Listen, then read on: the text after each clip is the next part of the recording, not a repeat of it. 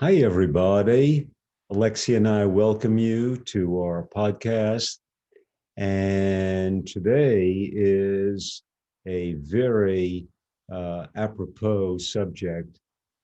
Everyone has heard so much about the opiates and opioids. It's a big concern for every family.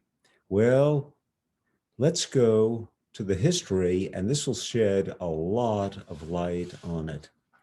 The history is that at Johns Hopkins Medical School in the 1980s, that was the first medical school actually historically to admit women, is at Johns Hopkins Medical School, there was a young woman, her name was Candace Pert, and she was going for her doctorate in pharmacology, and which is drugs. And her main concern was to get the people who were heroin addicts off the streets. And it was a really big challenge. And she was in the lab of Solomon Snyder, which was one of the most famous labs in the world for the drug addiction breaking.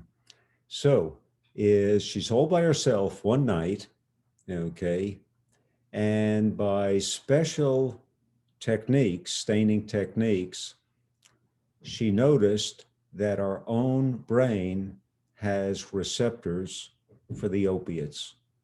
Whoa.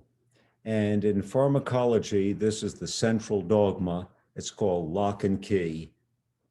In short, if we have receptors for that substance, it locks in with that substance. So she was just totally amazed at that. And what she thought was that that if there's lock and key, is then is we should go out and get the opiates. And of course, that would be ridiculous. And in one of the greatest medical epiphanies of all times is she realized and proved that the opiates actually come from within our own brain. And to make a long story short, is from the mother compound of opium, there's a slight chemical tweak, and that's changed into morphine. And then from that, a slight chemical tweak that's changed into heroin. And then if you want to go one step further, in the dental office is the codeine. Well, of those four, the brain produces the most of number two, morphine. So Candace Pert coined a new term, from within, endogenous or endo, and then morphine. And when you do the contraction, endogenous morphine, that's where we get the word endorphins. Wow. Okay. So is the key concept is that our own brain, our own body produces the opiates, the painkillers, which is a major, major, major topic in drug today. People are taking, too many painkillers. Not only that, but the opiates have changed world history, the opium wars and, things like that. So what is the takeaway that Alexia and I would like to share with you for today? The takeaway is the obvious, is how could we increase the painkillers, the endorphins from within?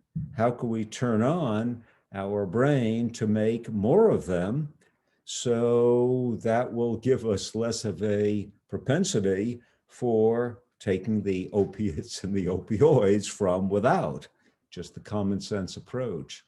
Well, Alexia and I came up with three different levels.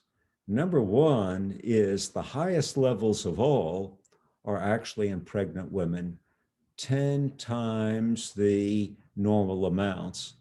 And the reason is intuitive. Under the best of circumstances, childbearing is going to be painful. Under the very best of circumstances.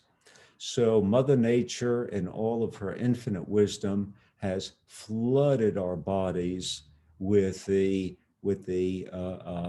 endorphins, and is, in common parlance, women's kind of speak, is Mary is pregnant and she has a glow. Part of that glow is the endorphins. Okay, is the second way, for everyone is, I'm not saying go out there and getting pregnant, but the second is the real famous one, the runner's high. So you don't have to be a runner. As in our previous podcast, we said that if you do your aerobic through brisk walking, that will also release a good amount of the endorphins, and you'll get that natural, quote, runner's high, or if you want to say walking high. And the third, and this is really big time today, see, is it's so important. Community, community, community. Okay. And when you're in the presence of loved ones, family, friends, that is also a known trigger to release your precious endorphins. So Alexia and I will have many more very exciting medical breakthroughs. And Alexia and I wish you a wonderful day, and we will see you tomorrow. Okay, take care. Bye-bye.